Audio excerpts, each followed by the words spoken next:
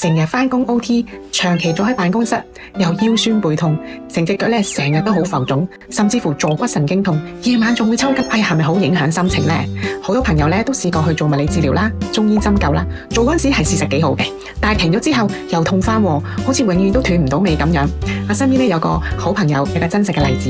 佢咧本身咧就有坐骨神經痛，成日都會抽筋，佢仲有脊柱側彎嘅問題。仲有咧，佢仲有網球手呢個痛症，之前咧都靠物理治療同埋針灸，效果咧都係好短暫嘅，做完幾日就會再痛返。但係之後咧，佢遇到 Aurora 呢一個系列嘅產品，抱住試一試無壞嘅心態啊，就開始咗啦。結果咧，連續着咗5日之後，佢自己咧都覺得有少少嚇親啊，因為坐骨神經痛同埋抽筋都好明顯嘅改善，有好多動作都冇以前咁刺痛啦，成個人行路都輕鬆咗，佢自己都話哇好開心啊，好有驚喜啊！所以今日開始，我會用幾日嘅時間同你哋慢慢拆解 Aurora 嘅服飾系列有咩咁特別，點解有人着咗幾日感覺係咁唔同呢？同埋你點樣去揀適合自己嘅嗰一套呢？如果你有類似嘅痛症或者長期腰酸背痛唔舒服嘅話，不妨聽埋我呢幾日嘅分享啦。